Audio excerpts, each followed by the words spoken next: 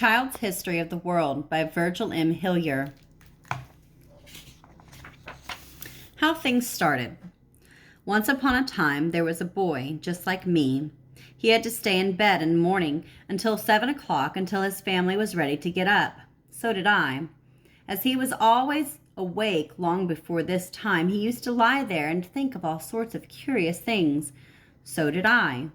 One thing he used to wonder was this: what would the world be like if there were no fathers and mothers, no aunts and uncles, no cousins or other children to play with, no people at all except himself and the whole world? Perhaps you have wondered the same thing. So did I. At last, he used to get so lonely just from thinking how dreadful such a world would be that he could stand it no longer and would run to his parents' room and jump into bed by their side just to get his terrible thought out of his mind. So did I, for I was the boy. Well, there was a time long ago when there were no men or women or children, no people of any kind in the whole world. Of course, there were no houses, for there was no one to build them or live in them, no towns or cities, nothing that people make. There were just animals, mastodons and dinosaurs, birds and butterflies, frogs and snakes, turtles and fish. Can you think of such a world as that? Then, long before that, there was a time when there were no people and no animals of any sort in the world. There were just growing plants. Can you think of such a world as that?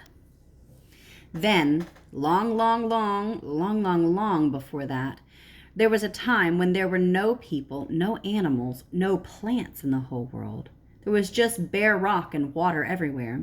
Can you think of such a world as that?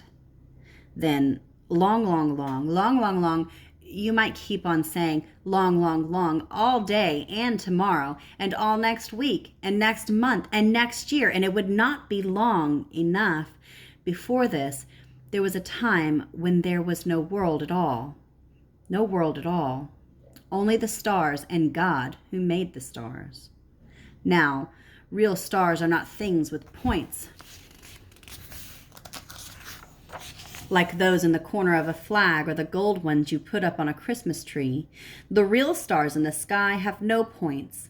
They are huge burning balls of fire. Balls of fire.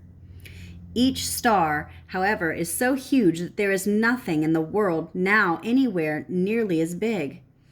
One little scrap of a star is bigger than our whole world.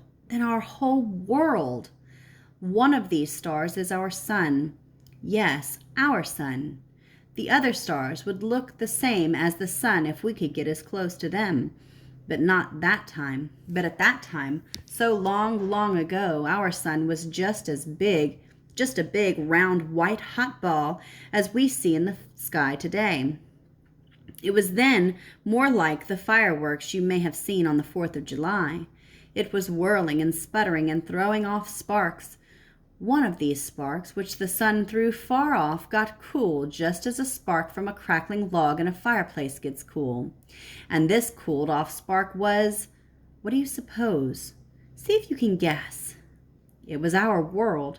Yes, the world on which we now live. The sun sputtering and throwing off sparks. At first, however, our world, or earth, was nothing but a ball of rock.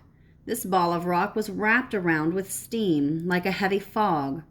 Then the steam turned to rain, and it rained on the world. And it rained, and it rained, and it rained, until it had filled up the hollows and made enormously big puddles. These puddles were the oceans. The dry places were bare rock. Then, after this, came the first living things, tiny plants, that you could only have seen under a microscope. At first, they grew only in the water, then along the water's edge, then out on the rock. Then dirt, or soil as people call it, formed all over the rock and made the rock into land. And the plants grew larger and spread farther over the land. Then after this came the first tiny animals in the water. They were wee specks, too small, like the first plants to be seen without the help of a microscope. Then, after this, in the water came larger animals like jellyfish and clams and horseshoe crabs. Then after this came insects that live in the water, some on the water, some on the land like cockroaches, and some in the air. Then after this came fish that live only in the water.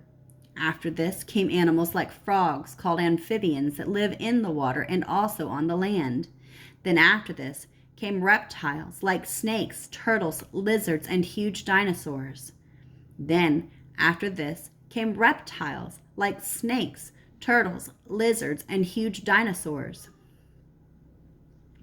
Then after this came birds that lay eggs, and mammals like foxes and monkeys and cows that nurse their babies when they are born. Then last of all came, what do you suppose? Yes, people, men, women, and children. Here are the steps. See if you can take them. Stars, sun, spark, world, steam, rain, oceans, plants, animals, jellyfish, insects, fish, amphibians, reptiles, birds, mammals, people. And here we are. What do you suppose will be next?